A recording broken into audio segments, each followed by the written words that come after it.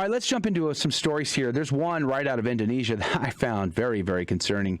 This comes to us from the Union of Catholic Asian News, UCA News, ucanews.com. The headline goes, Indonesian Archbishop attacks sinning anti-vaxxers. Refusing COVID-19 vaccines is a sin as it puts others at risk, according to an archbishop in Indonesia. The article reads like this. I'm sharing my desktop, by the way, Adrian. People who refuse to be vaccinated against COVID-19 are sinners for engaging other people, according to an Indonesian archbishop who has been infected with the virus. He says, quote, let's not say that I don't need to be vaccinated. If you don't want to be vaccinated, you are actually a sinner because you will become a source of the disease for other people, unquote, said Archbishop in Indonesia. I'm not going to try to obliterate this poor man's name. I won't say it correctly, and I feel like people deserve to have their name said correctly. So Petrus, we're going to call him Archbishop Petrus. He was speaking at a mass at the Sacred Heart of Jesus Christ, Jesus in church in the Maluku. I guess that's one of the islands there in Indonesia on September the 22nd. He invited his flock to think about the impact of COVID-19, which has killed millions of people worldwide. He says, quote, if we are not careful, everyone will die from COVID-19, said Archbishop, who is also the apostolic administrator of the Amboina Diocese. The Archbishop also urged his flock to think about their health and the health of others, including telling smokers to stop so that they do not fall victim to the virus, saying, quote, in the context of Papua, there is a long-standing mistrust among Papuans regarding the government, so vaccines are viewed as suspicion, unquote. Well, here's my question. You can read the rest of the article, by the way, over there at UCA News, ucanews.com.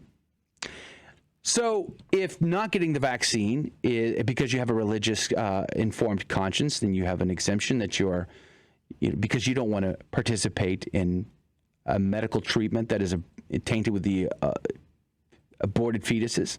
Like, why we wouldn't want to do that, right? We wouldn't.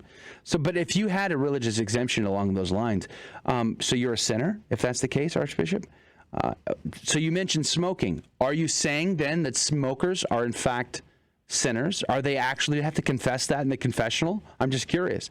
Is smoking tobacco because it can cause cancer, not only for you, secondhand smoke for others, which means it can harm them?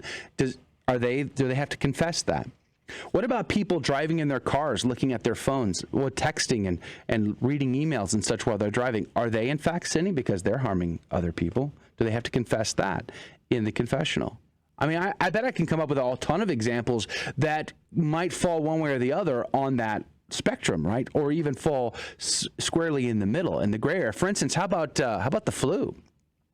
The flu, up until 2020, was killing tens of thousands of people in the United States every single year, let alone worldwide. And there were no mandates for that.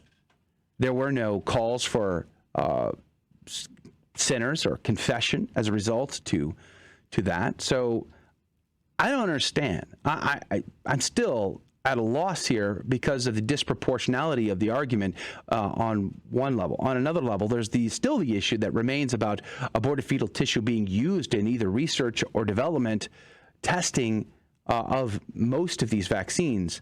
So there's a lot of Catholics who just simply don't want to, let alone other Christians who do not want to participate in that whatsoever.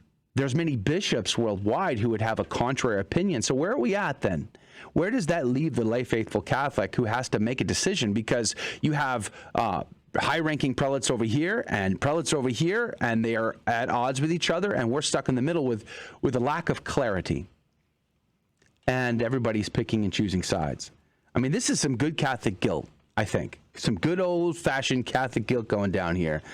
Calling people sinners if they have, through their informed conscience, said, I don't want to participate in this. Number one, because of the abortion issue. Number two, we don't know the long-lasting effects of all of this. We have no idea what this does, and we don't want to participate in that. And somehow they are now sinners. It's incredible to me. It's really, really incredible to me.